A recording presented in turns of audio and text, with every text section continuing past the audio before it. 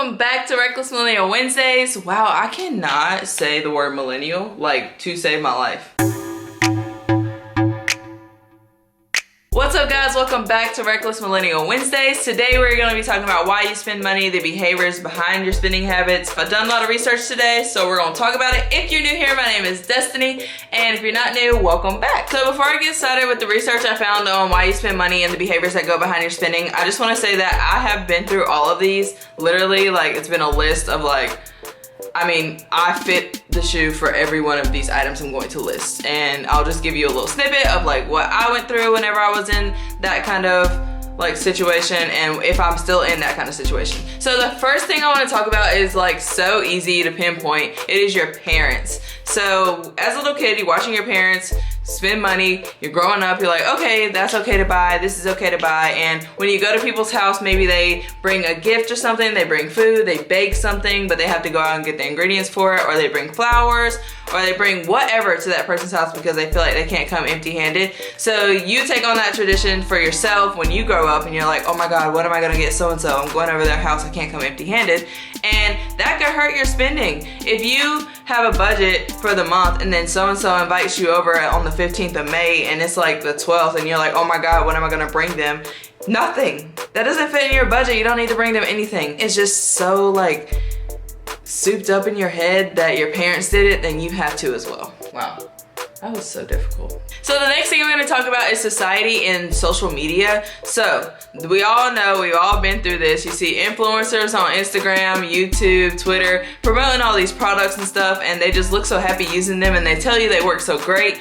And then you go spend $50, $60 on the item and you're using it and maybe it does work great. That's fantastic if it does work great. But did you have that in your budget to buy? Like, I know plenty of influencers that I would buy from. Like I can list them off the tongue, like Alicia Marie, Remy Cruz, Adeline, Nietzsche B, Javon. Like I would buy off of all of them if I could. And I realized that like, that is not a good thing to do. If I'm going to watch YouTube or if I'm going to be on Instagram, I need to have some self-control and not buy off of what influencers tell me is good for me, because then my budget will be ruined for the whole month. So the next thing we're going to talk about is special occasions. So like if it's someone's birthday or if it's Mother's Day, whatever holidays are coming up, and if you didn't budget for it, then you don't need to spend money on it. It's hard to like not spend money on someone's birthday gift. Like your best friend's birthday, she's turning 30, it's her big birthday party, and you can't afford to buy her anything, then don't. Just explain to your friend that you don't have the money to buy her anything, it wasn't in the budget, you have a goal and her birthday gift did not fit in your goal. And if she can't respect that, then she probably wasn't a friend anyway,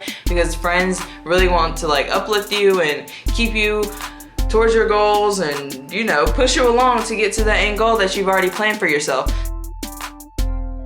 So just try. I know it is hard. I go through this myself. As I said, all of these things on the list I go through. I literally have such a hard time not getting anybody anything for their birthday. Like birthdays are so important to me. Spending money on special occasions is hurting you in the long run. Jumping back to what I was talking about the social influencers, if you've already spent the money, then you're kind of like, oh, well, I already blew it this month. Why not keep going? No, stay on track. You can fall off the wagon like once or twice during the month. So get back on it. You fell off a little bit, but you can always hop back on the train. And wow, I said train, I was talking about a wagon. Just know you can get back on track and do the stuff that you're supposed to be doing when you're supposed to be following the budget, but you out here trying to buy these stuff that the social influencers told you to buy, and then you get off track and you're like, oh, well, let's just blow it for the whole month. It'll be fine. No, that is the wrong mindset. You're gonna fall off every month and you're gonna be the same place at the end of the year when you set a goal for yourself in January. The next thing I have is retail therapy. And yo, this one is big. Like, you think you need to go to Bath & Body Works and buy them $9 candles that they be having around Christmas time, the $9 sale, and you're like, oh, it's just $9. Like, it's Christmas time. Nobody's gonna buy me any gifts. I need to shower myself. And I work hard at work this week. No. Bring it back in.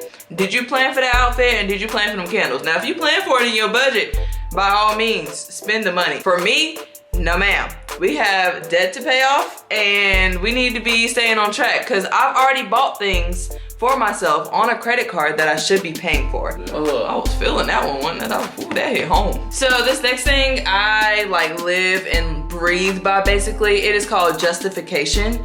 I will justify any purchase I am making. Like, I see some spoons in Walmart and they cute or whatever and they got like diamonds on them or something, you best believe I'm gonna justify the crap out of that purchase. I'm gonna be like, oh yeah, we need them for the kitchen. We don't have that many spoons left. They always disappear. We always gotta wash them frequently because we don't have that many. I need to buy these diamond ones so that I can put them in my drawer and they can look, oh my gosh, so much better in our kitchen.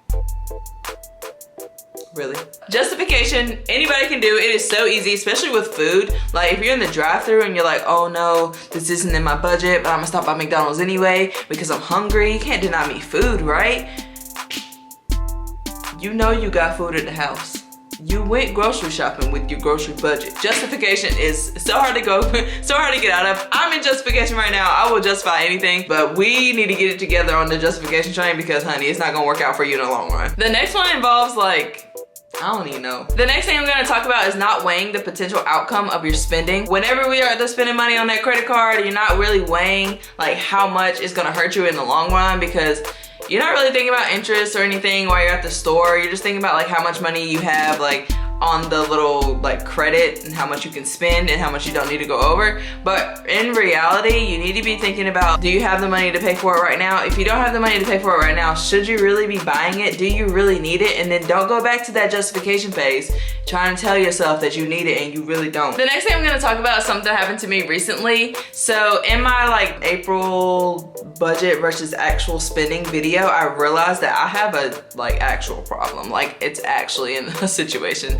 So right now I'm trying to fix that with my cash envelopes, and cash envelopes helps because you can see the money you're spending, but when you use a debit or credit card, you really can't see the money that you're losing. You just swipe and keep going.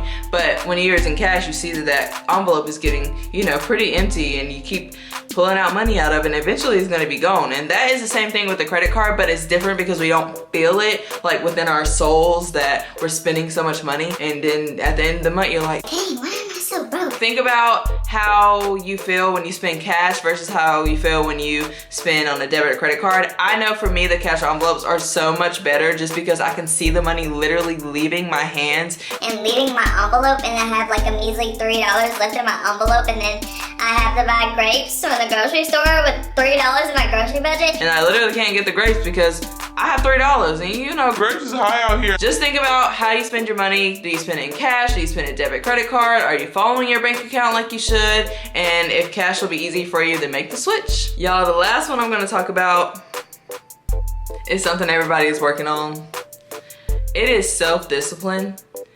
And like, I guess in April I didn't have none, but this month I have a little more because like I said, the feeling of cash leaving my hand is getting me a little more stingy with my money. I'm like, ooh, can't be spending them $3 on no grapes. I might need something else. So yes, working on self-discipline can come in many forms. Like I'm trying to work on self-discipline through like a morning routine, like making myself get out of bed at like 5 o'clock on the dot so I can get things ready and get the ball rolling and get ready to go to work a little earlier than I am right now. With the self-discipline and waking up in the morning, it kind of is working for me. I can see it like having an effect on me throughout the day. Start just implementing little things into your daily routine to work on your self-discipline, because money and self-discipline is such a hard thing. We need self-discipline to handle money. I feel like money is a skill, and that is why I am on this channel talking about it right now. And if you either have the skills or you don't. And right now I'm somewhere in between because I'm trying to learn and then I want you guys to learn with me.